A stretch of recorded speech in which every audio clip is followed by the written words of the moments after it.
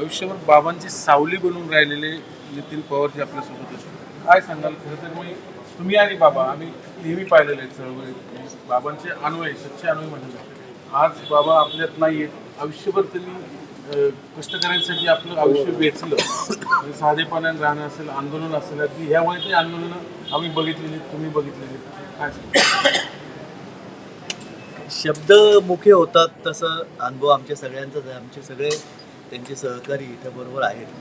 सगळ्या राज्यातून हमाल, रिक्षावाले, विशेषतः हमाल तोडणार इथं आलेत. गेले 2 दिवसापासून आमच्या हमाल मापडे महामंडळ आणि इकडे सगळे सहकारी ते जमले. आणि ते जमण्याचं कारण म्हणजे केवळ व्यक्तिगत प्रेम नाही, तर बाबांनी असंघटित कामगारांना जी प्रतिष्ठा मिळवून दिली, म्हणजे आपल्याकडे श्रमाला प्रतिष्ठा नव्हती, बाबांच्या संपूर्ण कार्यामध्ये जी महात्मा ज्योतिराव फुल्यांनी जे स्त्री शूद्राती शूद्र अशी संकल्पना वापरली, ती म्हणजे स्त्रिया शूद्र आणि ती शूद्र यांना समाजामध्ये प्रतिष्ठा नाही, त्यांना पद नाही, ती पद मिळवून देण्यासाठी त्यांनी आयुष्यभर संघर्ष केला. त्यांचे प्रतिनिधी आज बाबांचा शेवटचा निरोप द्यायला, शेवटचा निरोप हा द्यावा लागेल असं त्यांना वाटतही नव्हतं. इस्पितळात येत बाहेर पडतील या, कारण बाबा हे आपल्या सगळ्यांना माहिती की ते फायटर होते, ते अतिशय संघर्षरत होते आणि त्यांनी कशासमोर हार मानली नाही. अगदी कॅन्सर त्यांना झाला, 4 वर्ष ते कॅन्सरला हरवत राहिले. दुसरा कोणी असतं आणि 96 वर्ष, आता ते 96 होते चालू असतात.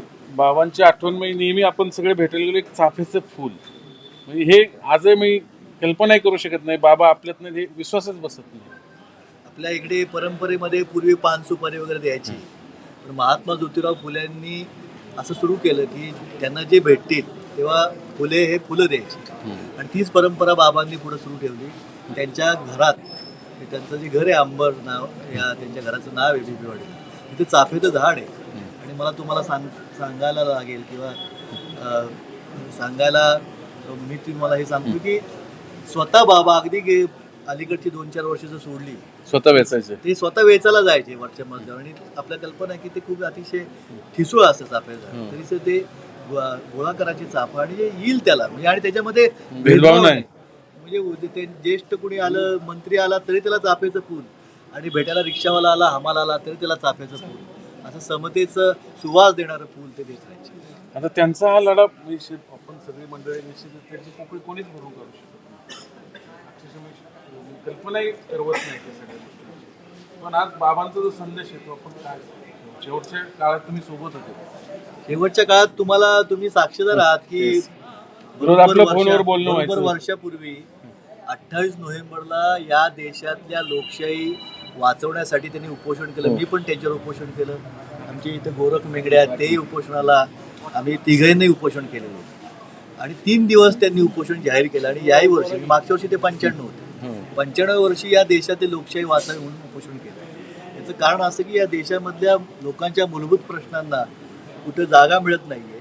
नुसता प्रचारकी थाट सगळीकडे चाललेला आहे.